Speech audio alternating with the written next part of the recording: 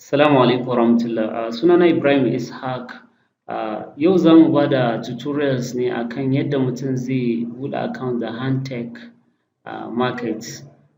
Watan broker ne wanda origin ɗinsu Hong Kong ne kuma suna da branches a wurare daban-daban. A nan Najeriya suna da branch ko in ce outlet ɗinsu a kamar Lagos, Abuja, yanzu currently ma a nan Kano. So suna da na tsaya na nazarce su sosai, na fahimci suna da platform mai kyau kuma spread ɗinsu ko commission ɗinsu yana nan matsakaici. Kamar yadda a baya na yi bayani, mostly nakan yi amfani da IC Market ne wajen sauƙi wajen charges ɗinsu. Watan in za ka yi trading ɗin standard lot size sukan caji $7 ne per standard lot size. To daga baya kuma na sake yin tutorial a game da Light Forex. Su Light Forex abin da ya sa na engaging ɗinsu ba don komai ba saboda akwai fast withdrawal. Me yasa hakan? Shi ne kana iya trading da sassafe kuma ka turo kuɗinka zuwa minti 15 ko 30 sun turo ma da kuɗinka a bankinka na Najeriya. Amma suna da charges ne mai ɗan yawa. In ka yi trading ɗin standard lot size sukan caji $20 nan take. Ka ga ya bambanta da IC Market wanda suke cajan $7. So hakan ya sa ina ɗan amfani da su wajen buƙatu na yau da kullum, amma in zan yi trading sosai yadda ya kamata nakan yi amfani da IC Market ne. Su IC Market matsalar su ko da yake ba matsala ba ne amma tsari ne wanda yake yana da kyau. Idan ka yi trading ka turo kuɗinka zai shigo Najeriya ne cikin kwana 2 zuwa kwana 5 saboda akwai clearance, ba su da branch a nan Najeriya. So akwai offshore clearance da dai sauransu, sannan kuɗin zai shigo Central Bank na Najeriya, daga nan kuma su tura maka commercial bank inda bankinka yake kenan. So hakan yakan ɗauki tsawon kwana 2 zuwa 5. So a ci gaba da bincike na saboda na ga Light Forex suna da ɗan tsanani sosai, na bambanci har $13. So sai na ga ya dace in nemi waƴansu broker. Yanzu currently yadda nake magana da ku ina mu'amala da Handtech Market Limited. Su suna da sauƙi su ma wajen transaction, kuma akwai kuma advantages sosai ma wanda duk wanda ya yi amfani da referral links ɗina kuma ya sanar da ni, akwai yiwuwar zan dinga ɗan ba shi signal lokaci-lokaci duk lokacin da zan dinga trading kenan. So kuma bayan haka idan mutum yana da dama akwai wani account da zai iya buɗewa. Idan ya buɗe zai yi funding ɗin account ɗinsa da $250. So a kowane wata in Allah ya yarda za a dinga trading, wato zai dinga copy trading kenan. Zan taimaka masa wajen selecting ɗin best trader wanda aƙalla mutum a wata zai iya samun 10% na investment ɗinsa ko sama da haka. To hakan ya sa na ce bari in yi tutorial in guiding ɗin mutane yadda za su buɗe account da hakan. Sannan duk wanda ya yi amfani da referral links ɗina ya buɗe account ɗin, in ya sanar da ni akwai yiwuwar zan iya saka shi a group ɗina ya dinga ɗan samun signal. So insha Allahu zan fara wannan tutorial ɗin a yanzu. So kamar yadda dai muka sani ina amfani da kwamfuta ne. In kana amfani da wayar salula shi ma za ka iya amfani da browser ka buɗe. So zan yi amfani da Firefox. Idan na zo na yi double clicking zai buɗe. So Firefox ɗina ya buɗe. Zan zo nan sai in sa $fx.blogspot.com. Ina gama typing sai in zo in danna nan ko in danna enter.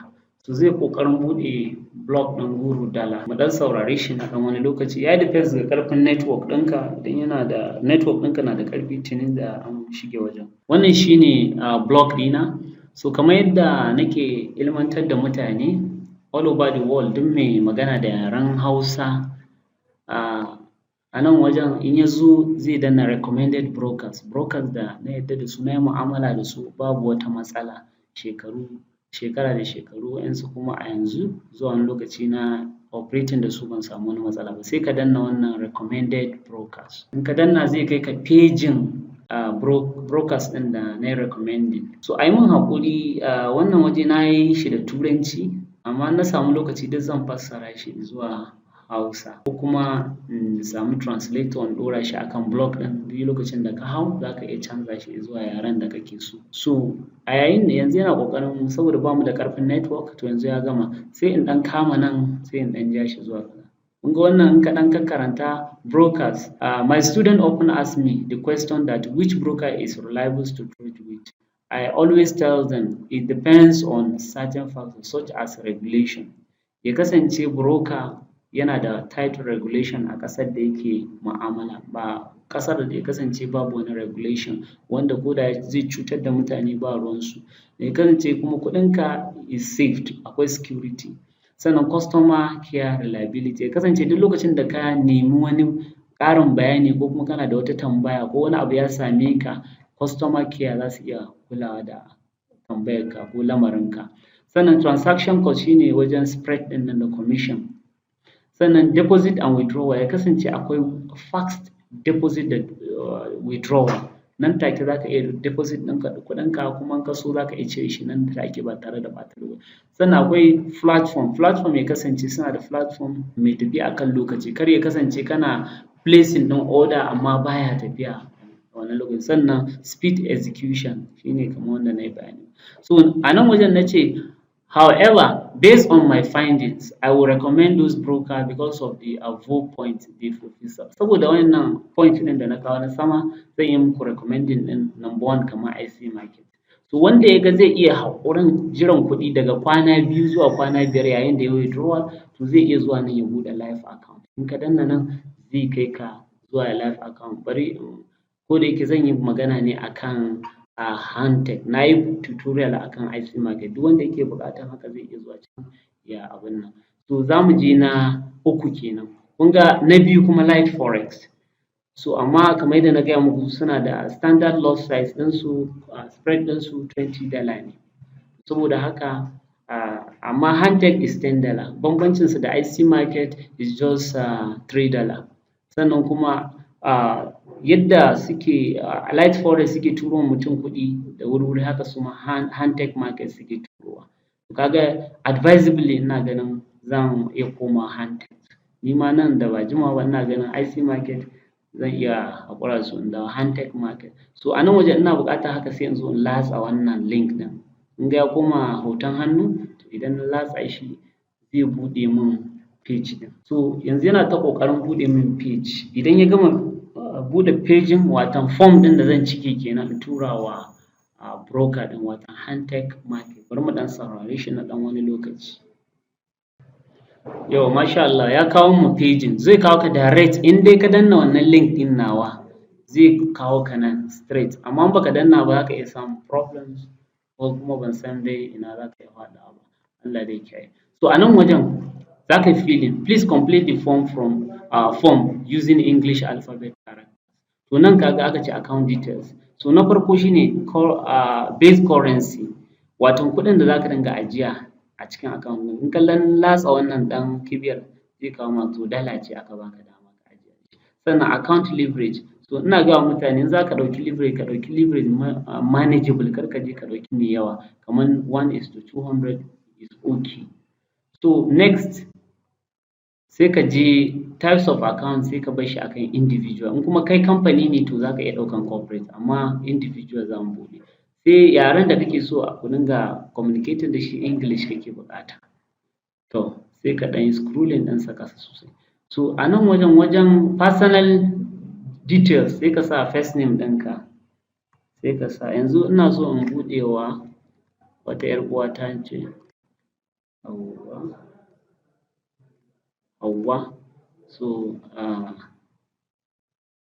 wannan zai zamanta Yusuf ko Sa'id, zai zamanta Yusuf Sa'id. So kun ga suna biyun a nan duk na takura su. Sai yanzu email ɗinta sai in saka Yusuf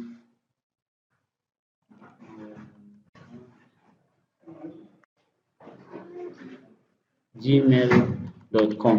To sai in zo date of birth ɗinta, ka tabbatar da date of birth ɗinka ya yi tallying the means of identification ɗinka, otherwise za su hana ka buɗe abun. Sannan kuma ka tabbatar da cewa shekarunka ya shige 18 ko kuma 18 daidai.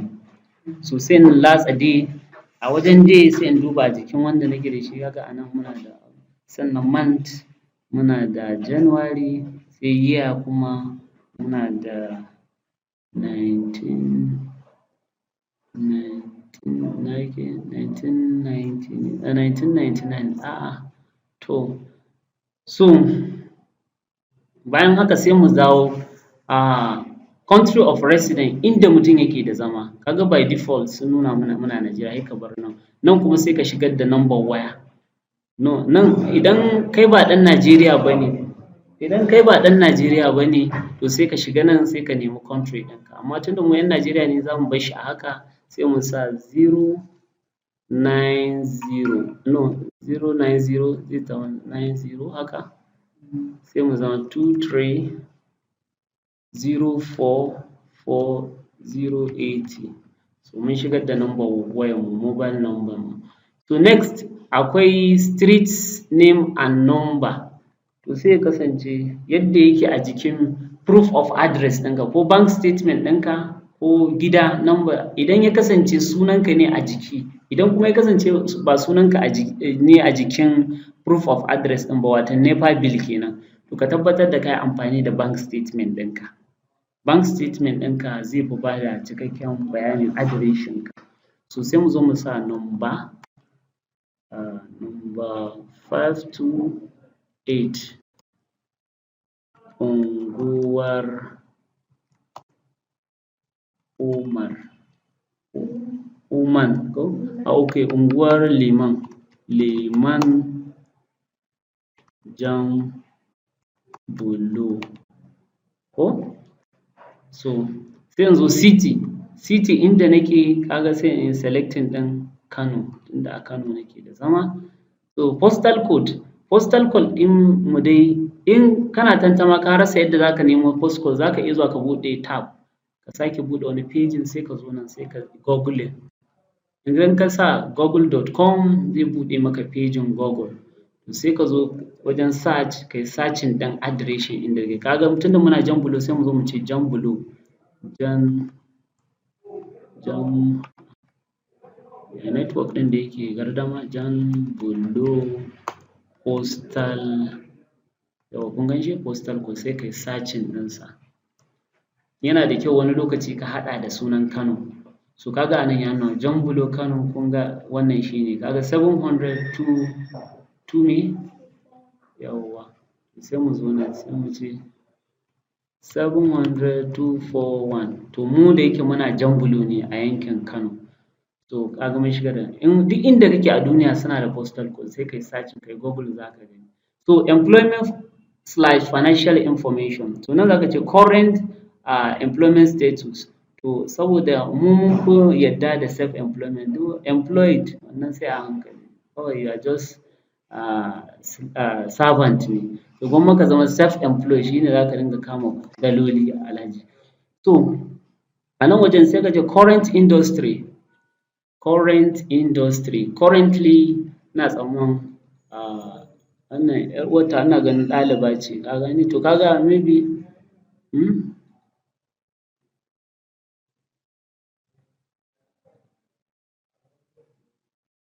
ko ICT za mu sa tunda abin nan ne na engineering, to ɗalibar engineering ce, so sai mu saka engineering. Sai mu ce current business field, a engineering nan a wane ɓangare, za mu ce software ne ko computer, yawwa computer engineering. So sai mu zo title. So based on title, job title ɗinta ina tsammanin self employed ne, ita ce CEO na kamfanin, chief executive officer na kamfanin ta. So have you ever worked in the financial sector? Yes, we work. No, nan wajen sai dai financial sector na kamfani na, kun gane ko in bar shi in sa no kawai in bar shi. So are you the beneficial owner of the funds? Yes, I'm the owner. Ka tabbatar ka yi trading da kuɗinka, kar ka je ka yi da na wani zai dame ka. Please specify the original source of capital. So ina tsammanin through my savings ne income. So please provide more information on your source of income. So duk abin da ka gan shi yana da wani asterisk, yana da matuƙar tasiri. So sai in ce savings. Daga savings ɗina ne na samo wannan kuɗin da zan saka. Misali ita tana zuwa makaranta maybe ta nan ta ɗan ɓoye kuɗinta, kuma as a software, as a computer engineering maybe tana runs ɗinta, ba mamaki ta nan ta making. So zan net worth, iya arzikin da mutum yake da shi maybe za mu iya saka $20 daga 0 zuwa $20. Sannan annual income, misali annual income za mu iya sa misali $5,000 zuwa $10,000, daga miliyan 2.5 zuwa miliyan 5 kenan Najeriya, kuɗin Najeriya. Investment objective, please choose the objective of your investment. To a nan wajen me yasa muke so mu yi forex?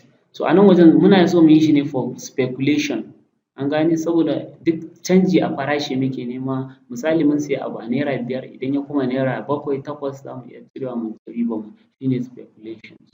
So a nan wajen kuma investment in experience, do you have experience trading financial market? Yes, I have. So approximately za mu iya cewa 1 to 2 years is okay. So sai declaration, nan mutum ya samu lokaci duk ya bibiye shi, saboda kar bidiyon mu yayi nauyi, bari mu ɗan shige da wuri. So duk ka ce yes bayan ka fahimta, kar ka je baka fahimta ba ka sa yes. So ƙarshe kuma a nan wajen acknowledgement, za mu iya mun yi acknowledging, za mu iya cewa gaba ɗayan su ya mana tick. Ka tsaya ka kakkaranta, ni abin da yasa don na ɗan kakkaranta ne shi yasa. So sai mu ce tick all duk gaba ɗaya. So finally idan muka zo za mu je can ƙasa, mu yi scrolling zuwa ƙasa, sai mu danna wannan ya tabbatar da cewa mu ba robot ba ne, mutane ne, bil'adama ne. So zai sake tambaya ya ce ka yi selecting ɗin bridge, gadoji a cikin wannan hotunan. Ka ga wannan gada ce ai ko, wannan ma gada ce, sai ma wannan. To in ka yi daidai in ka danna verify zai nuna maka ka ga mun yi daidai, sai ya ce register. To yanzu zai nuna mana cewa mun yi submitting ɗin application ɗin, sai mu sa kun gani a nan ya nuna mana successful registration. So nan yake ba mu congratulations, your registration was successful. So next thing abin da za mu yi shi ne sai mun je mun yi activating ɗin, mun yi verifying ɗinsa a email ɗinmu, to sai mu dawo nan.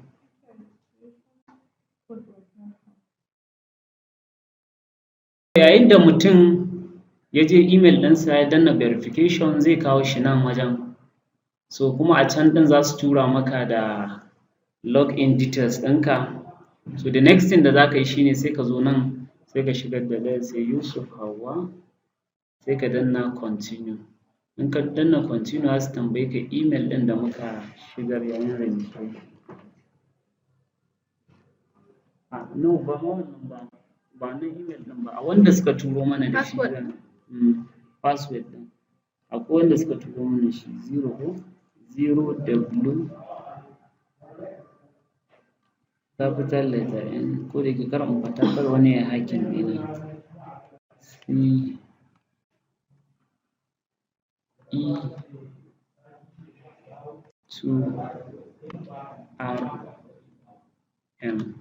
So yanzu na gama shigarwa sai in danna login.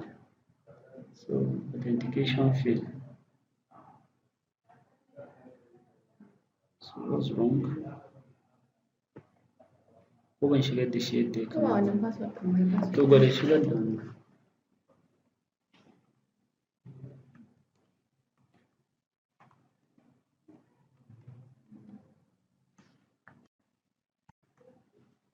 So sai mu danna sign in.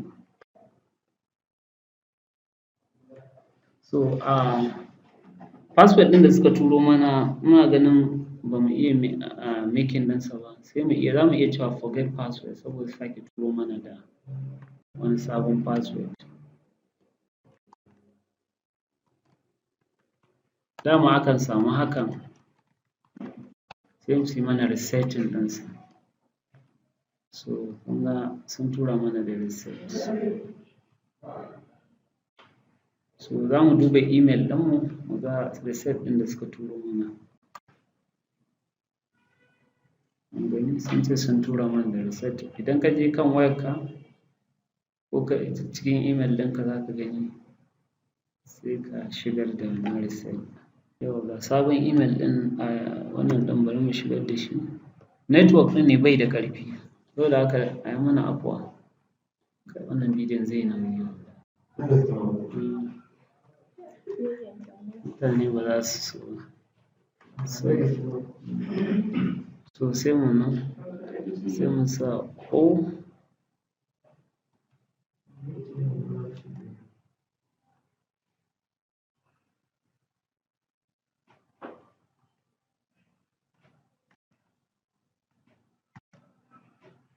To yayin da ka shigar sai ka danna sign in. Network ɗin ne bai da ƙarfi, to yanzu ga shi yana ƙoƙarin log in, yana ƙoƙarin sign in. Yauwa to yanzu ya yi sign in. Idan ka kalla ga High-Tech Market, nan ga customer care number waye da sauran ga mai sunan account ɗin. So the next thing abin da za mu ji, za ga komai ya zama unfocused, an gani unfocused. To sai mu je compliance, nan kenan. Muka zo sai mu danna compliance. Idan muka zo compliance sai mu ce understood, sai mu ci gaba, sai mu ɗan scrolling ɗinsa ƙasa. To zai tambaye mu proof of identity. To a nan wajen sai mu latsa, idan muka latsa nan wajen zai buɗe mana kan kwamfutar mu, sai mu je kan picture inda ko a ina yake a kan kwamfutar mu sai mu je wannan direction ɗin sai mu danna open. Muna danna open zai uploading ɗinsa nan. Sai mu je proof of address, sai ka sa bank statement ɗinka. In ka danna kai zai kai ka kan kwamfutar ka, sai ka yi selecting ɗinsa, sai ka danna open, zai zamanto active a nan.